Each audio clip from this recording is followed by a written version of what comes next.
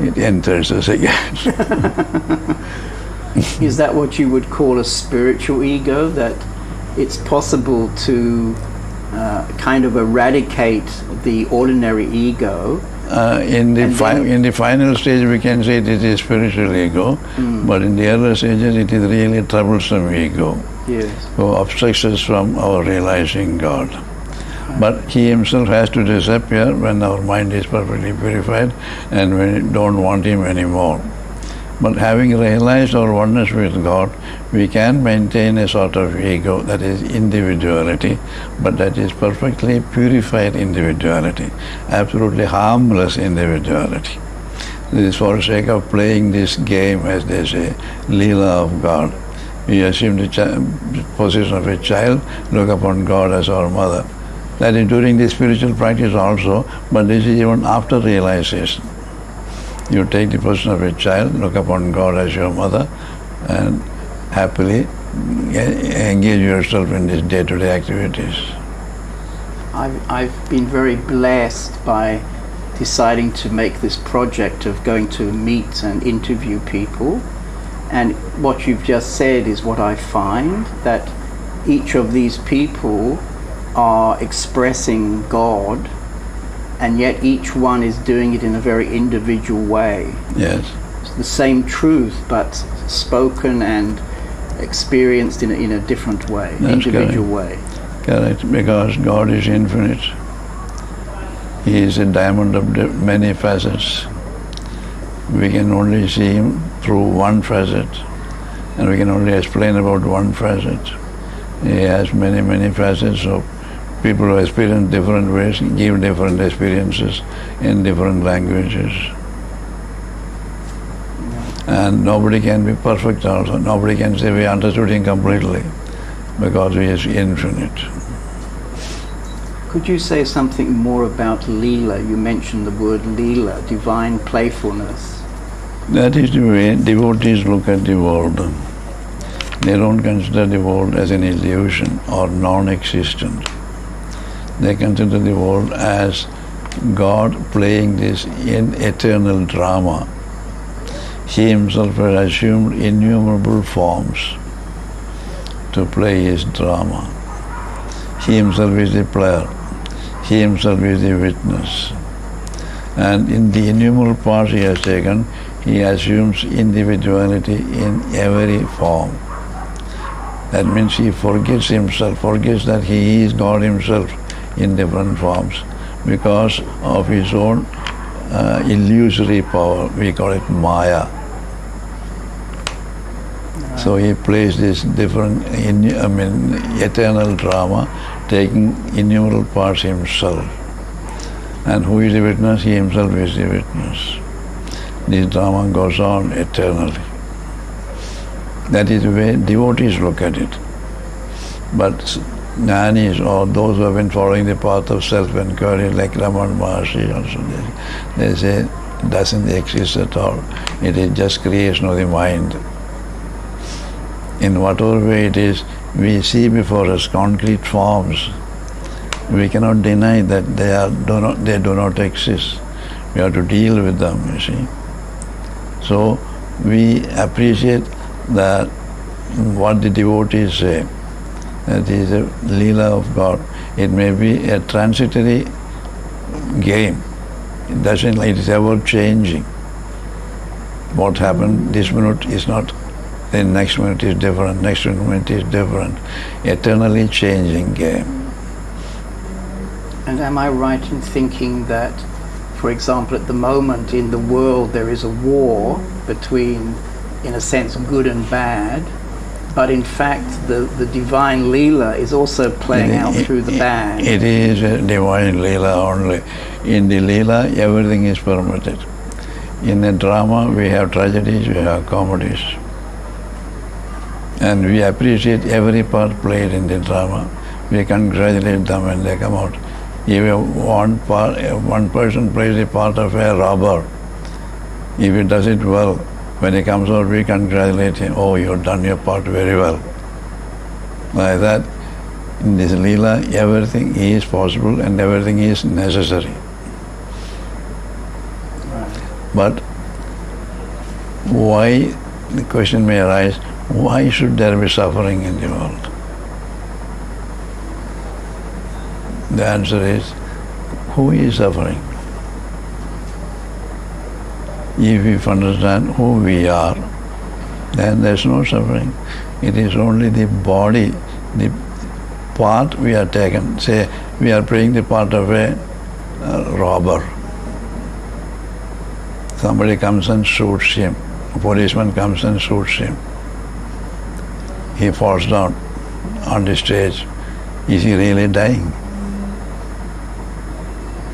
If at all, the external body is decaying. This affects only the external body, not his soul. So we are eternal, and we are deathless, we are birthless.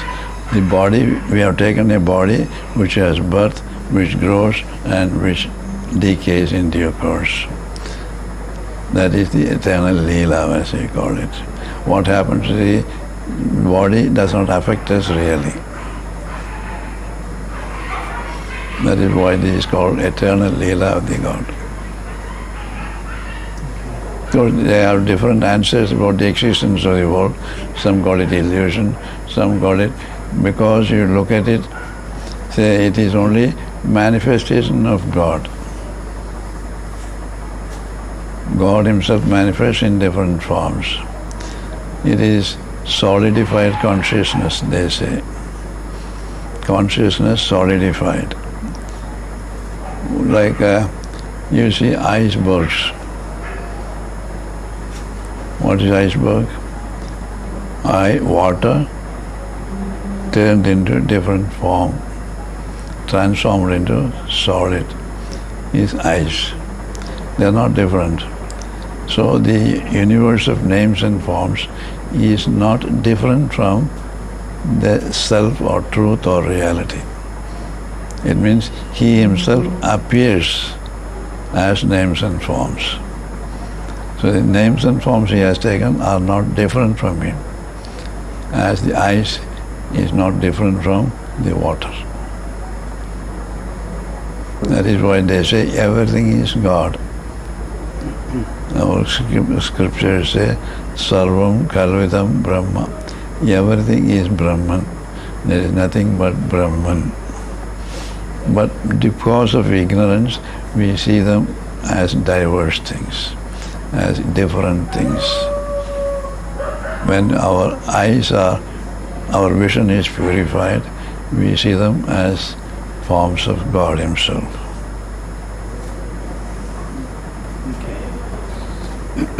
Ramana had said that self-inquiry was the most direct method to realize the self.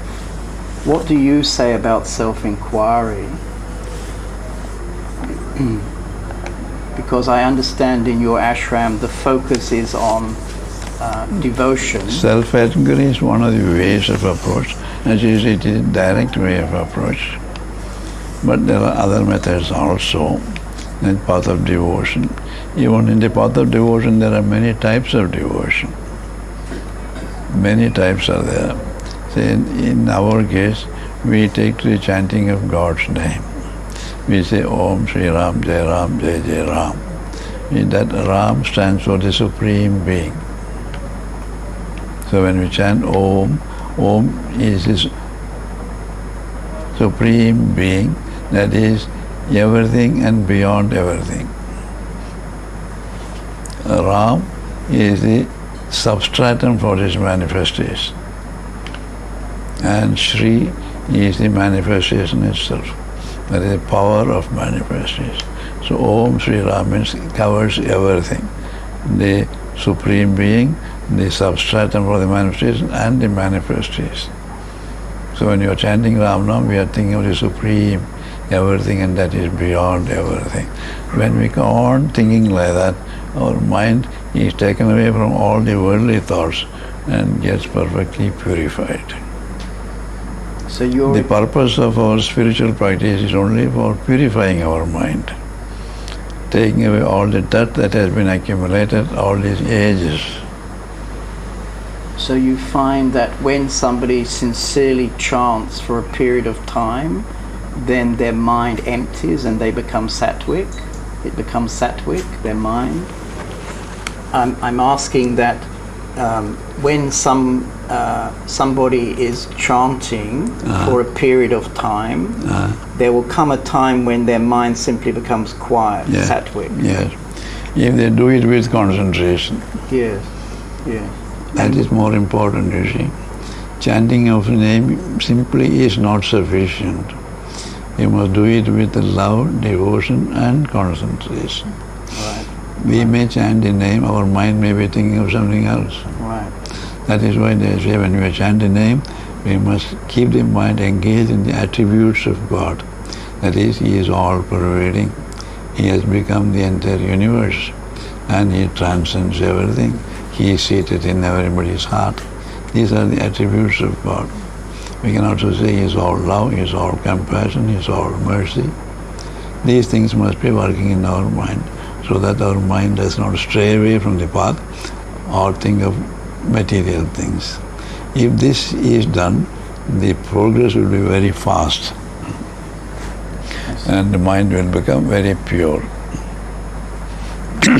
And when somebody stops doing the chanting, does their mind come back?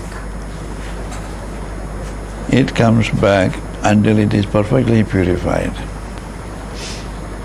When it is perfectly purified, it has nothing to think of. It stays quietly for quite a long time. Stillness of the mind.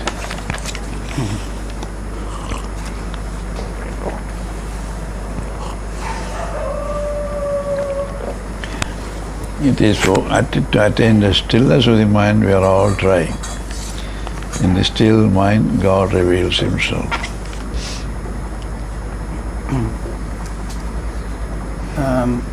When Ramana was asked, when will the realization of the self be gained, he replied, when the world, which is what is seen, has been removed, there will be realization of the self, which is the seer. What is the true understanding of the world? The world we see now is full of diversity. We must practice seeing the unifying force, the unifying spirit, that it is substratum for this entire manifestation, that it is self or the reality or God, whatever name you may give it. Just like you have a cinema show here. You project the film on what? On a white screen. That white screen is a substratum for this manifestation. And what is going on now here in the universe is the film, this picture moving. It is always moving, but the screen is permanent. The substratum is permanent. If we know that what we see in the world is moving on that which is not moving, then we have realized the truth. Then we do not see the world as such. We see it only as a moving thing in the unmoving or immutable existence. Then the world it has a different shape for us. We do not see them as we see the diversity. We see them as one, not as diverse things. Jnanis do not say that they don't see the world, because they are moving, they are eating, they are taking, they are talking to others. They cannot say that they don't see the world at all. They see the world, but they don't see it as world. They see it as the moving names and forms on the immutable existence. Or devotees use other language, they see the world as God Himself. As our master has written a book, World is God. Others see world as world, but saints see world as God. And how to remove the world. How to remove the world. How should we? To remove the world. Remove the world. We don't remove the world. We see the substratum. That is, we see God. We see the world as God. The world as world is removed. World as God remains. World does not change, except, of course, when you sit in meditation and use your body consciousness and are merged in that unmanifest aspect. That is only for a short while. And when you sit in a state of samadhi, you forget your body, you forget the entire world. You are merged in that unmanifest aspect of God, your own self. There the world does not exist for us. But when we come back to world consciousness, we see the world, at the same time we maintain that consciousness, that stillness, that peace and bliss absolute. That is the state of all the saints. Okay. The world does not run away from us. The world is very much with us, but in a different form. Right. I think that's a very important understanding for the people who are still devotees, who are trying to achieve jnana. This is a very important statement you just made. Because it has been suggested that the mind must be destroyed for liberation to occur. It's not destroying the mind, it is purifying the mind. Right. When the mind is purified of all the dirt, all the vasanas, all the desires, it is Atman itself. Right. So, for example, you have a mind. Can I ask you, you have a mind? As I told you, I have not become a Jivan Mukta yet. Nobody will believe you. Nobody in this room will believe you. That's a fact. So, when the mind is not existing, mind full of waves, full of thoughts, still persists. When the thoughts completely disappear and the mind has completely emerged in God, we can say we have realized the truth. Till then, we have no authority to say that. How to destroy the mind? One of these sadhanas to be prescribed: self-inquiry or taking God's name. Purification takes place and all the thought waves disappear. Mind becomes perfectly pure. It's not destroying the mind, it is purifying the mind. Right. Thank you.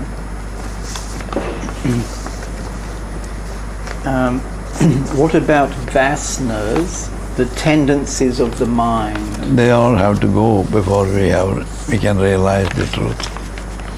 There are the dirt accumulated during ages. So can you say that these vasanas have come with our body into this world? That we came with these vasanas? We must have accumulated for ages. You must have come with all those vasanas.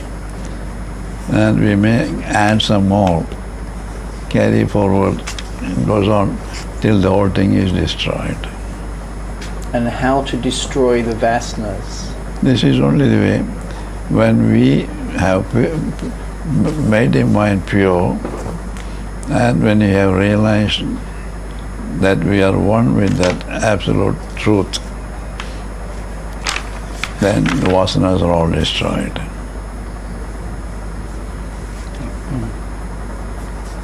So in a sense it's a constant purification. Yes, it's a constant struggle, keep the mind perfectly pure.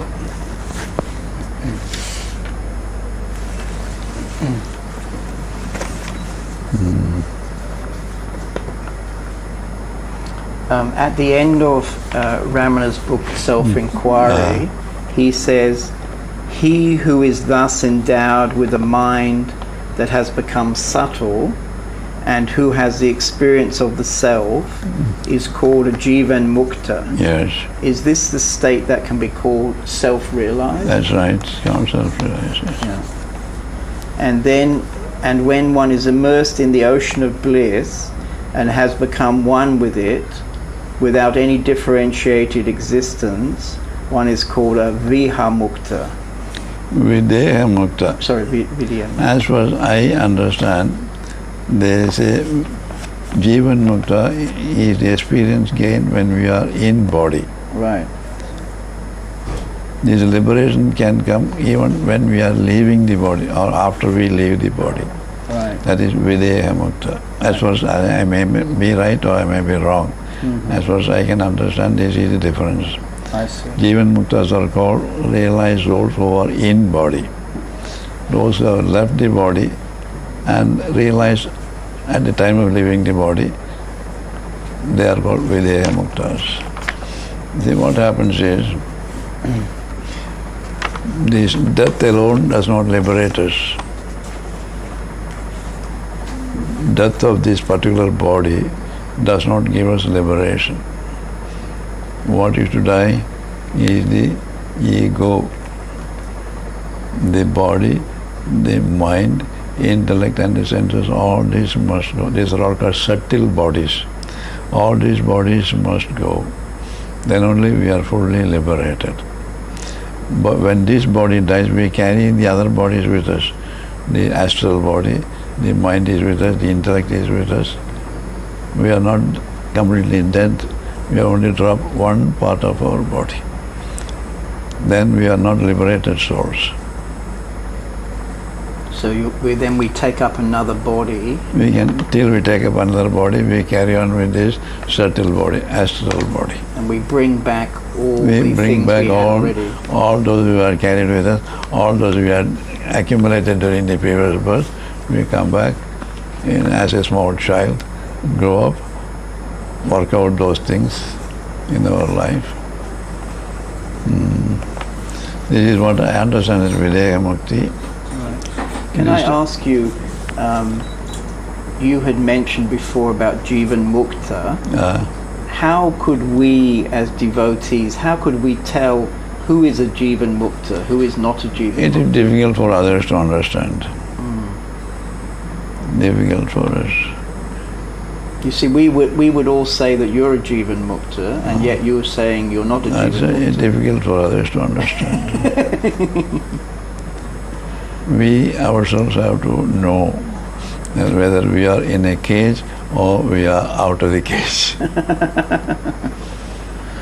Can you give some guidelines for this Jivan Mukta? Guidelines are this. When we know we are the entire universe, or that we are the all-pervading reality, and we are one with everything in the universe,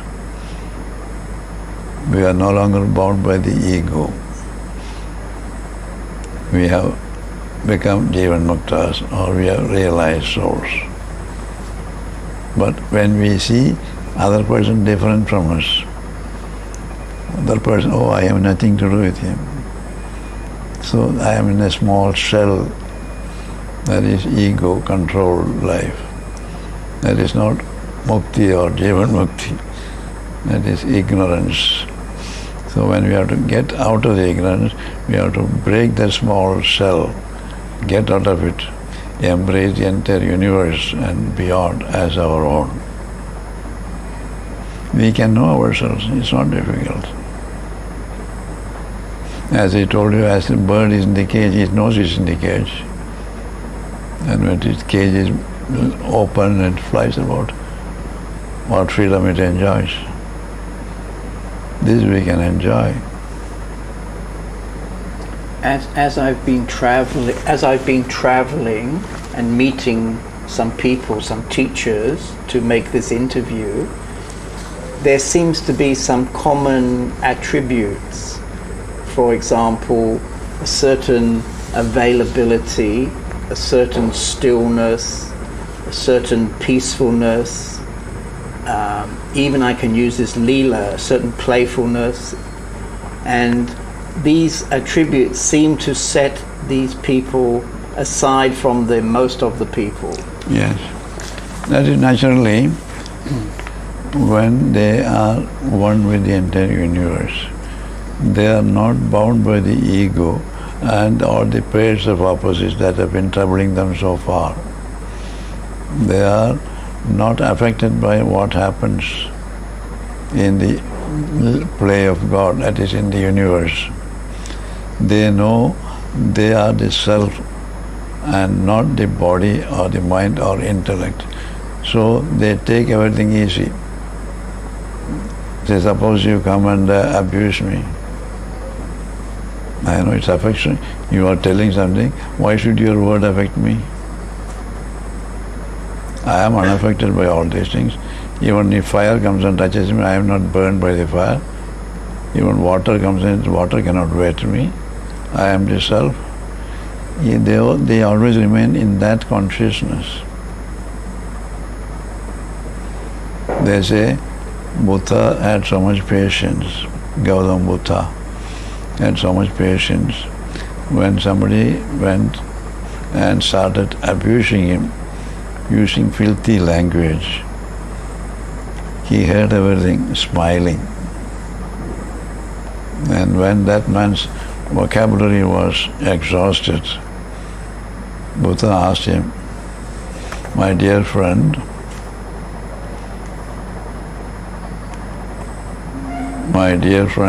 suppose you bring an apple and offer it to me.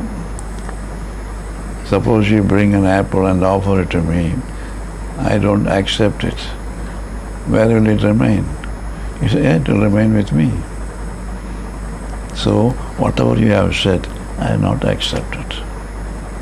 So they remain with you. That much of patience they have. They don't feel that abuses or something else does in any way affects them. Because they are identifying themselves with the self only. Whereas we are identifying with the body. That is the only difference. So when you see us sitting here, you see us as the self. We see body plus the substratum. Right. We see the whole, or everything in the universe is based on the substratum, that is self. So when we are progressing on the path, our vision also gradually changes. And finally, when you are established in it, it is completely changed. I see. You're saying that there is a gradual movement into the depth of the self. That's right, according to the purification of our mind. I see. As we say, we see with very dark glasses. We see everything dark. The tint gradually becomes less and less. You see everything clear. So when you realize the truth, our vision is perfectly clear. We see everything as they really are. And it's generally accepted that there is a certain moment, there's a certain aha when this clarity is coming, but you're saying it's a gradual. It is gradual, but when you get it, it is just sudden, you see. Right. When you finally get it, oh, I am that. But they also say at that time, though they say I have got it, but I am the same thing, I have been the same before. I only did not know that I was that. That has been with us, that is with us, but we don't know that it is with us. We don't know that we are peace and bliss absolute ourselves. But when that dirt is removed, we know that we are that, and we have been that always. That is just like a man who has got a heavy purse in his pocket, but has forgotten all about it. He says, I have no money at all, I am a beggar. And somebody comes and says, see your pocket, you are a wealthy man, you got a lot of money in your pocket. Oh, he puts his hand in his pocket, oh, I got a lot of money, I am a wealthy man. So he has forgotten all about his wealth and pretends or feels that he is a poor man.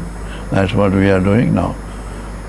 Being bliss ourselves, we are pretending that we are miserable creatures in this world. And Guru comes and tells us, you are not miserable. You are peace, bliss, absolute. You have forgotten that. Meditate on that. You will be able to realize your own self. That is absolute, immortal, peace and bliss. Guru has to come and tell us.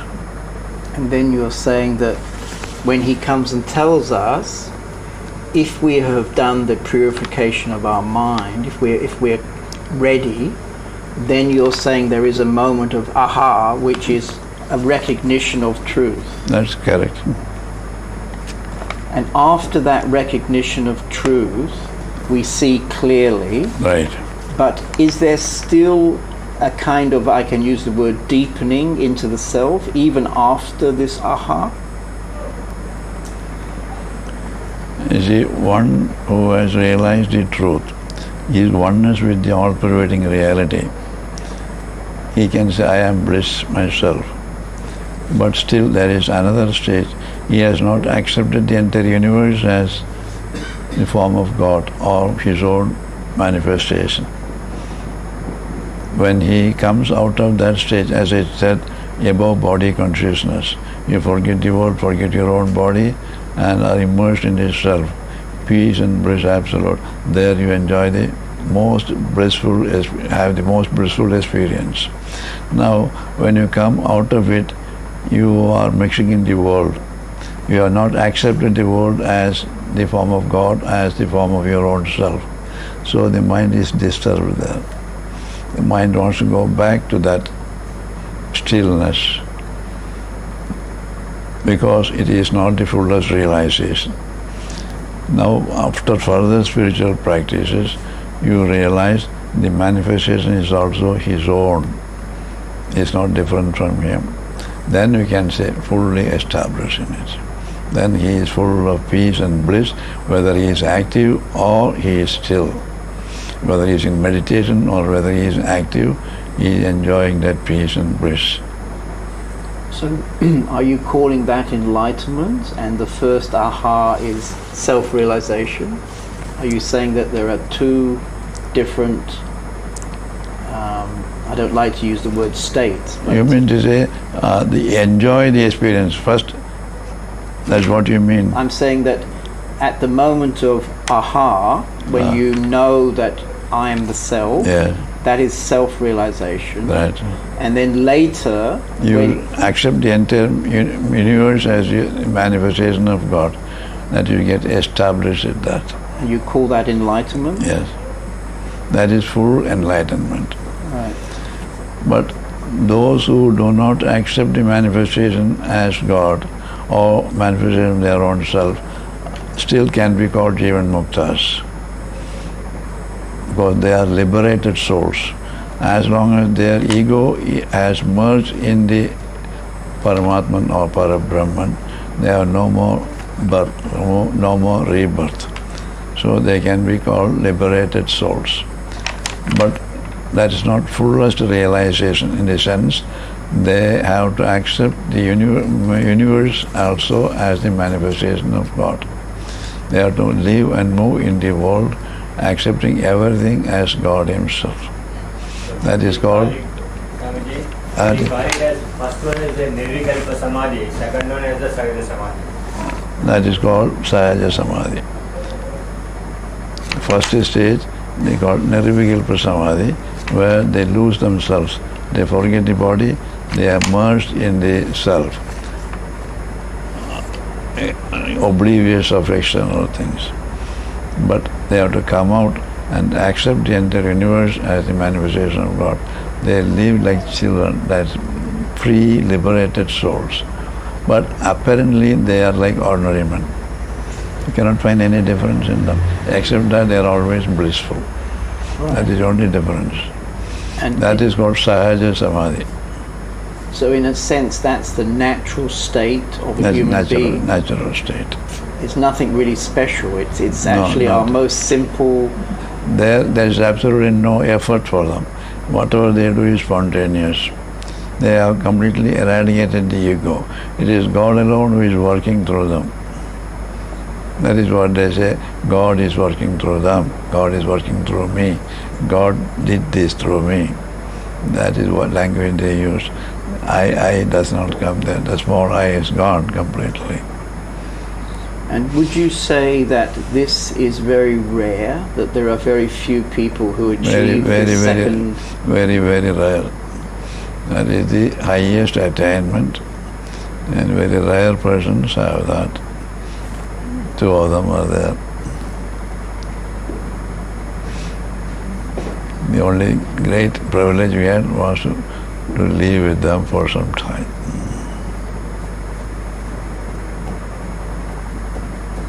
And if we look out into the world now, could you suggest some other people who come in this category?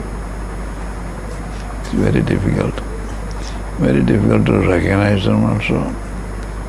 The only way we can recognize them is many people flock to them for advice, for help, for peace. And when we really go to them and sit at their feet, somehow our mind becomes still. All the waves disappear because of their influence. And when we get that experience and an unearthly peace dawning in us, we can say he is a Jivan Mukta, he is a realized soul, he is in Sahaja Samadhi. That is the only way we can find out.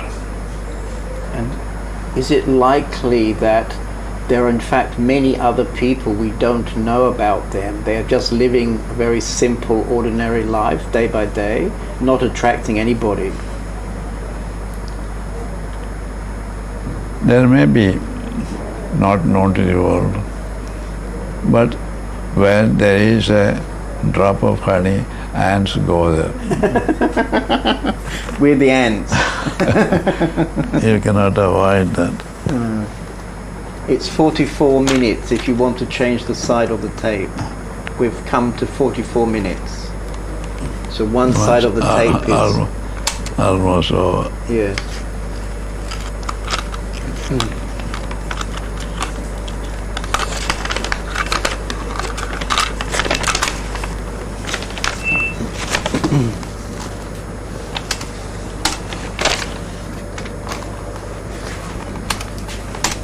Yeah.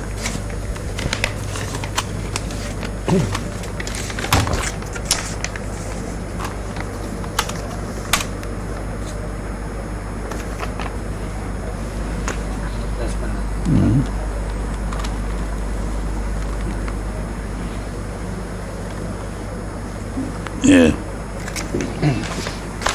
Thank you. What is it next? We've got to number 9.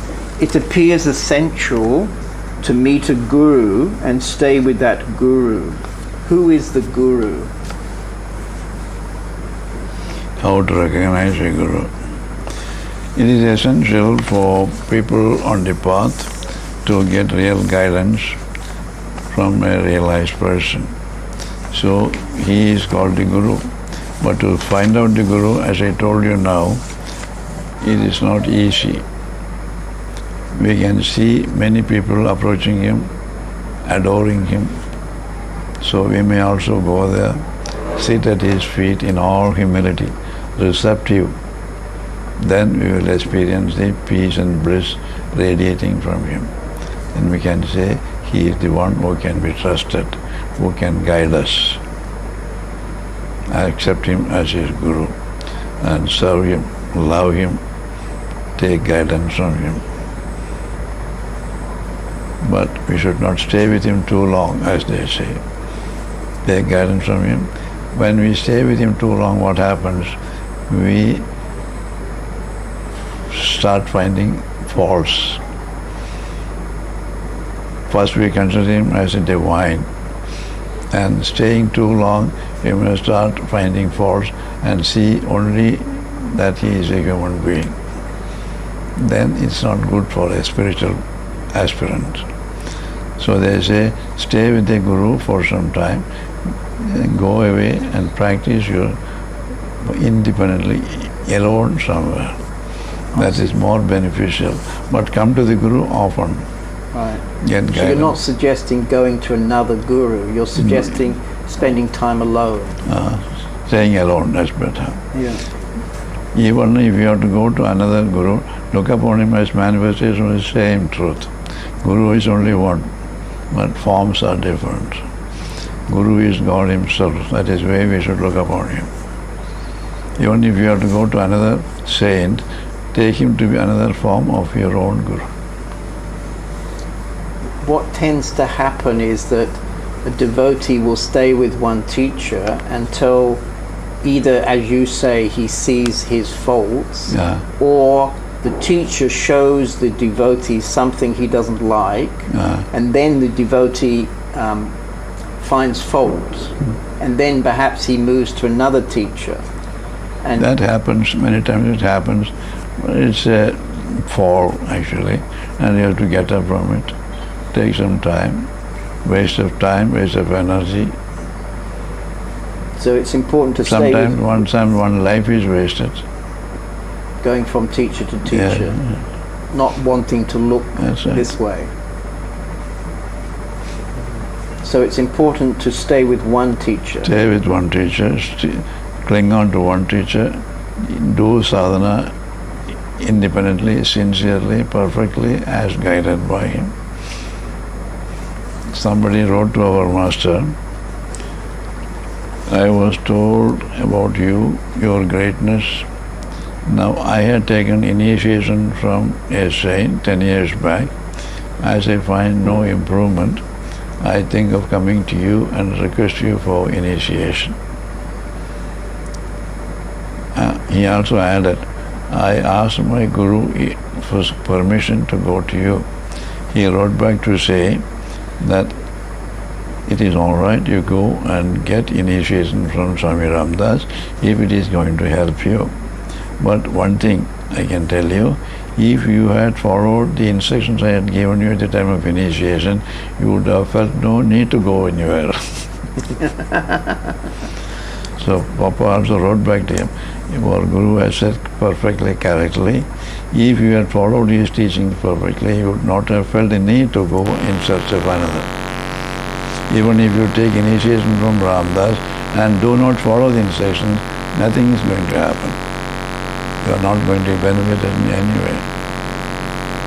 So what is required is, on the part of the spiritual husband, to implicitly follow the instructions of the Guru.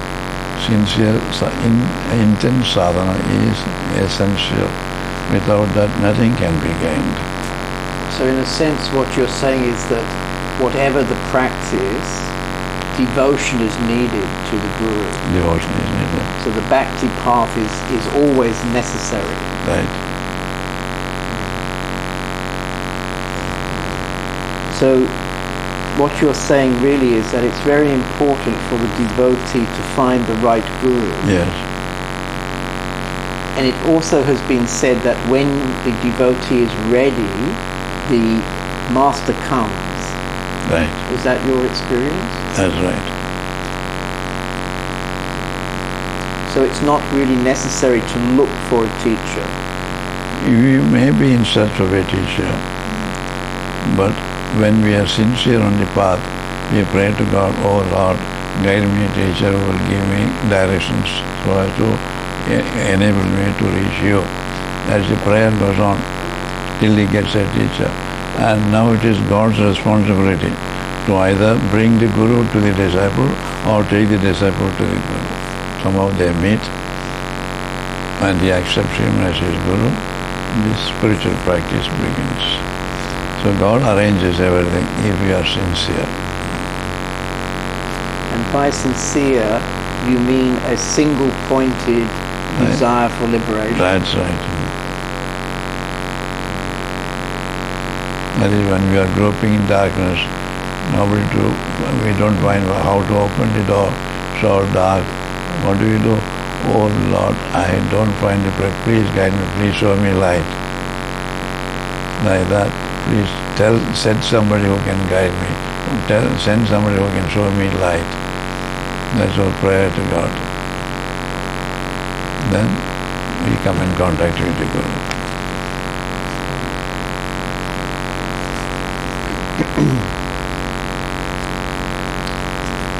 Ramana's devotees were very devoted to him, and he in turn was devoted to Arunachala.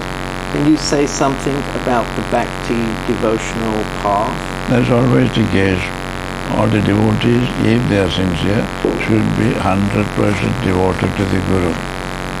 They must look upon the Guru as God himself and serve him, think of him day and night, dedicate their life to him.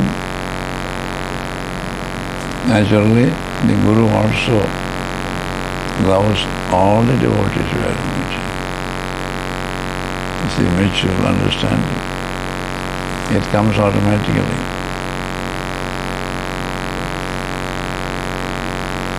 Devotion of the devotees please the Guru. They say, the devotees, sometimes the devotee comes and asks, what can I do for you? What service can I do for you?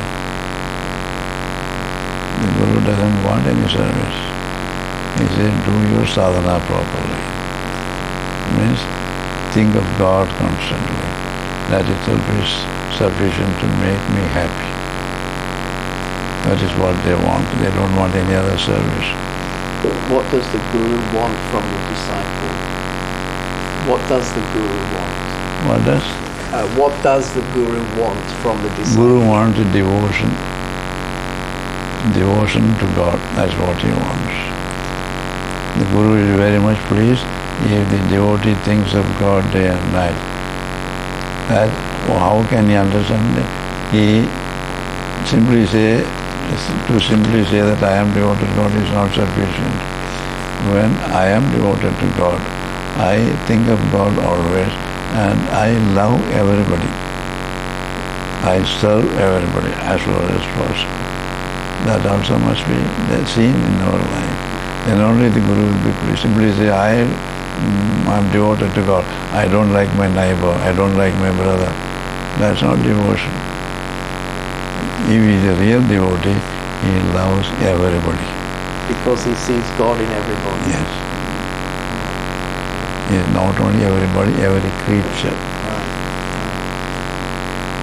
Is there a danger that the devotee will become too attached to the form of the teacher? That is also a danger, but from the very beginning, the Guru hammers on the disciple that he should be looked upon not as the body but as the self.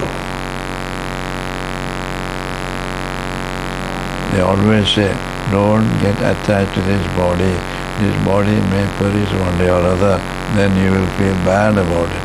But be attached to the truth within this body. Cling on to that truth, not to this body. They always hammer on that. But in spite of all this, some devotees get attached to the body and naturally they feel the separation so much when the Guru drops the body. So from the very beginning, if you are trained to get attached to the spirit in him and not to the body, you will not be unduly affected when he drops the body. You will feel that he is within us. Yes, it's interesting when Ramana left his body, or when he was about to leave his body, his disciples were very upset and asking him, don't leave, don't leave. And he said, where could I go? Oh, I'm here only. I'm here only. I'm in your own heart. Right. And so the true devotee will understand that. That will be his experience. Right.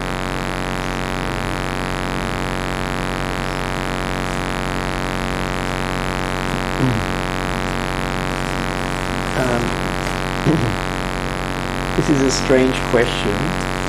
Seekers often have curious ideas about the enlightened state.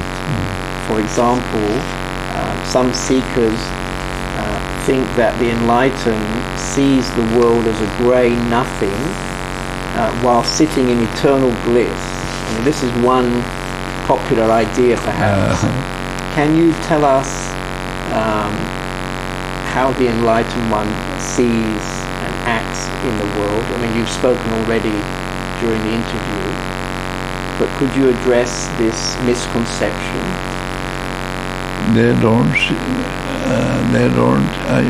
you cannot say that they see nothing in the world. They see the world, they see the names and forms. They know that they are all forms of God. God himself has taken different forms. God himself is playing this eternal drama. That is their vision. They are conscious of the physical part of the universe as well as the spiritual substratum. That is the what you call base for this manifestation. They are conscious of both. Those who realize the truth abide on the self and engage themselves in activities. And is it necessary to always be in bliss, or in fact will there be different emotions coming and going? They are established in their own self, but when they see something wrong, they may feel bad about it. When they see something good happening, they may be happy about it. This is part of the nature, and they are witnesses of what is happening in the nature. They don't identify themselves with the universe or with the nature, but they remain as witnesses. But at the same time, they can express happiness or sorrow. Many people feel, even I used to feel, when our Papa used to say, Ramdas is sorry to hear about the passing away of your father. I used to ask Papa, why should you feel sorry when you know the truth? That everything passes away? Oh, even that is all right. That is belonging to a nature, that belonging to a play. That is possible. So these expressions of different moods are also possible in realized souls. Though at the same time they remain perfectly safe in their own self, always peaceful and blissful. But they can be angry also? They can be angry. Yeah. Their anger is called righteous indignation. It is harmless anger, to set others right. When our mother was seriously ill before she passed away, I used to ask her, Mother, how are you? She said, the body is suffering a lot, but I am perfectly peaceful and happy. That's what she used to mark always. So I and the body, they know, are different. But ignorant people have only one body. I am the body, nothing more than that.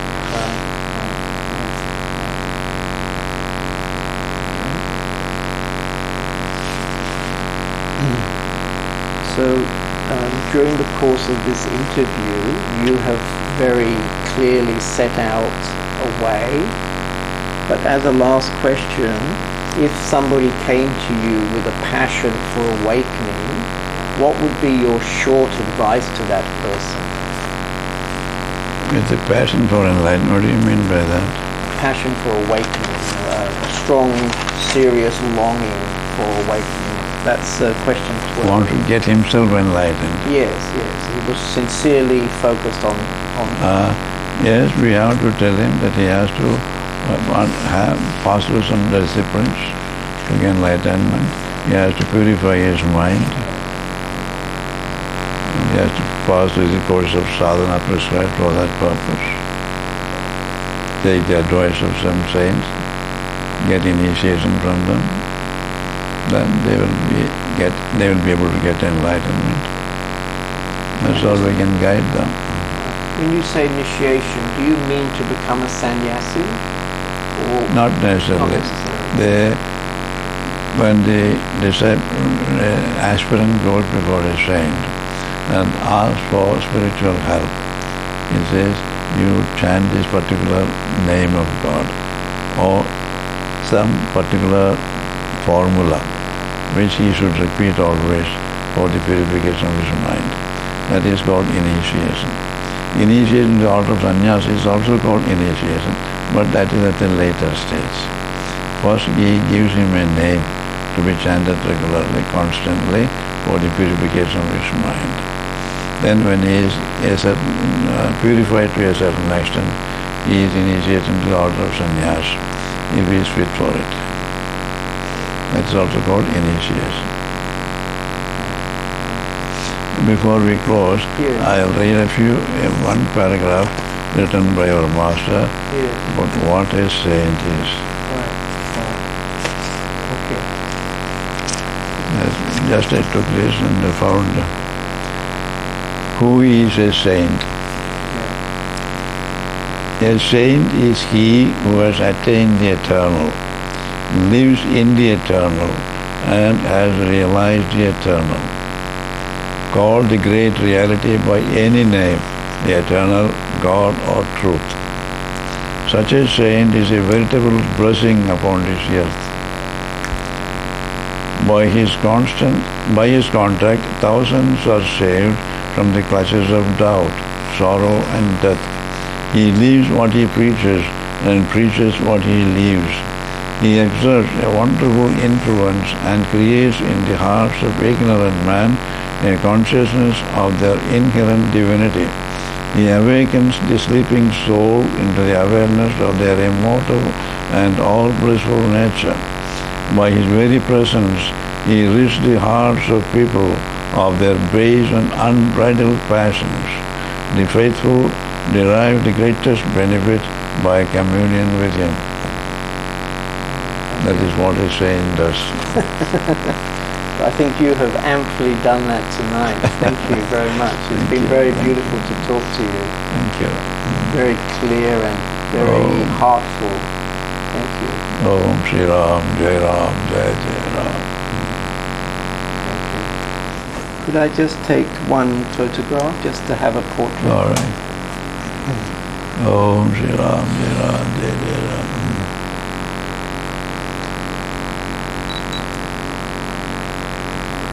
I'll show you. No. Are you happy with that one?